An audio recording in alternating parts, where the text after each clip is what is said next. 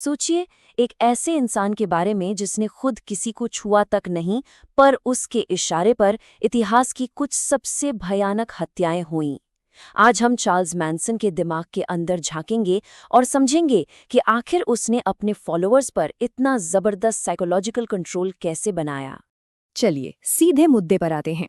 Charles Manson का ये जो बयान है ना, यही इस पूरी कहानी का सेंटर पॉइंट है।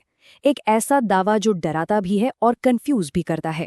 भाई, अगर उसने किसी को मारा ही नहीं तो फिर हॉलीवुड के सबसे बदनाम कातिलों में उसका नाम क्यों आता है? और यही वो सवाल है जिसका जवाब आज हम ढूंढने वाले हैं।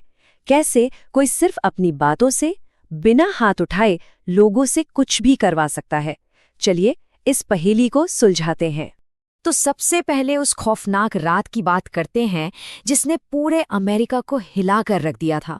वो रात जब मैनसन के नाम का आतंक दुनिया के सामने आया। तारीख थी 9 अगस्त 1969। जगह लॉस एंजलिस का सीएलओ ड्राइव। मशहूर एक्ट्रेस शैरन टेट, जो 8 महीने की प्रेग्नेंट थी, अपने घर पर कुछ दोस्तों के साथ थी। उन्हें जरा भी अंदाजा नहीं था कि बाहर मौत उनका इंतजार कर रही है। 105 ये कोई मामूली नंबर नहीं है। घर में मौजूद 5 लोगों पर कुल मिलाकर 105 बार चाकू से वार किए गए थे। ये सिर्फ मर्डर नहीं था, ये वहशीपन की इंतहा थी। और इस हैवानियत को अंजाम देने के बाद हत्यारों ने शैरन टेट के ही खून से दीवार पर एक शब्द लिखा, पिग। ये एक ऐसा मैसेज था जिसने पुलिस को महीनों तक उलझाए रखा और इस हत्याकांड को और भी ज्यादा रहस्यमयी बना दिया। तो सवाल ये है कि ये सब किया किसने? और सबसे जरूरी सवाल, क्यों? इसका जवाब उस आदमी के पास है जिसने इस पूरी कहानी की स्क्रिप्ट लिखी थी। चलिए अब मैनसन की दुनिया में चलते हैं और देखते हैं कि उसने अपना ये तथाकथित परिवार बनाया कैसे। मैनसन जैसा था वैसा बना कैसे? इसकी जड़ें उसके बचपन में हैं। सोचिए, सिर्फ 5 साल की उम्र में उसकी माँ को जेल हो गई। उसका पूरा बचपन अनदेखी और क्राइम में बीता। 13 साल की उम्र में पहली चोरी की और उसके बाद तो जेल आना जाना लगा ही रहा। तो 1967 में जब वो जेल से बाहर आया तो वो एक शिकारी की तरह था। उसने ऐसे लोगों को अपना निशाना बनाया जो समाज से टूटे हुए थे, जो खोए हुए थे। घर से भागे हुए टीनेजर्स, नशे में डूबे लोग, या वो लोग जिन्हें किसी गुरु, किसी सहारे की तलाश थी। इन्हीं लोगों को मिलाकर उसने अपना मैनसन फैमिली बनाया। तो अब आते हैं सबसे अहम सवाल पर। आखिर मैनसन ने इन लोगों को कंट्रोल कैसे किया? उसने कौन सी ऐसी साइकोलॉजिकल ट्रिक इस्तेमाल की कि लोग उसके लिए जान लेने और देने दोनों के लिए तैयार हो गए?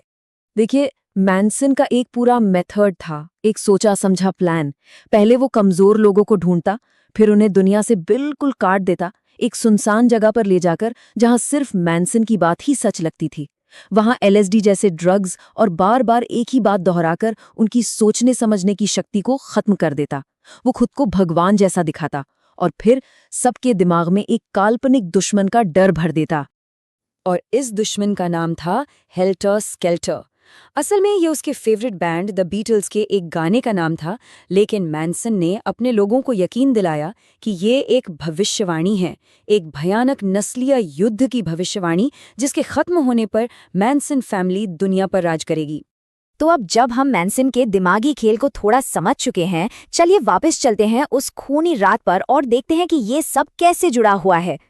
इस पूरी हैवानियत के पीछे की वजह, एक रिजेक्शन। मैनसन एक म्यूजिशियन बनना चाहता था, लेकिन टेरी मेल्चर नाम के एक प्रोड्यूसर ने उसका संगीत रिजेक्ट कर दिया था। और ये प्रोड्यूसर पहले उसी सीएलओ ड्राइव वाले घर में रहता था। बस इसी बात पर मैनसन का गुस्सा भड़क गया और उसने अपने लोगों से कहा, अब हेल्टर स्केल्टर का वक्त आ गया है। और फिर जो हुआ वो इतिहास है। 9 अगस्त को टेट हत्याकांड के बाद मैनसन अपने फॉलोअर्स के काम से खुश नहीं था। उसे लगा कि काम ठीक से नहीं हुआ। इसलिए अगली रात 10 अगस्त को वो खुद उनके साथ गया और अगला शिकार ला बियांका कपल को उसने खुद चुना। तो चलिए अब पता करते हैं कि आखिर पुलिस इन अलग अलग क्रूर हत्याओं को मैनसन से जोड़ने में कामयाब कैसे हुई। महीनों तक पुलिस के हाथ खाली थे। कोई लिंक नहीं, कोई सुराग नहीं। ये केस एक पहेली बन चुका था। तो फिर ये गुत्थी सुलझी कैसे? ब्रेक थ्रू मिला एक गलती से। मैनसन की फॉलोअर सुजान एटकिंस किसी दूसरे केस में जेल में थी। वहां उसने शेखी बगाड़ते हुए अपनी सेलमेट को पूरी कहानी सुना दी और ये भी बता दिया कि ये सब करने का ऑर्डर मैनसन ने दिया था। बस पुलिस को इसी एक सुराग का इंतजार था। जनवरी 1971 में चार्ल्स मैनसन और उसके खास फॉलोअर्स को दोषी करार दिया गया। सबको मौत की सजा सुनाई गई, जो बाद में कैलिफोर्निया में डेथ पेनल्टी पर रोक लगने की वजह से उम्र कैद में बदल गई। मैनसन 2017 में जेल में ही मर गया। अपनी पूरी जिंदगी में उसने उन लोगों के लिए कभी कोई अफसोस नहीं जताया जिनकी दुनिया उसने सिर्फ अपने शब्दों के दम पर तबाह कर दी थी। और यहीं पर यह कहानी हमें एक बहुत बड़े और मुश्किल सवाल के साथ छोड़ जाती है। जब किसी के दिमाग को इस हद तक कंट्रोल कर लिया जाए, तो क्या वो इंसान अपने किए के लिए पूरी तरह से जिम्मेदार होता है?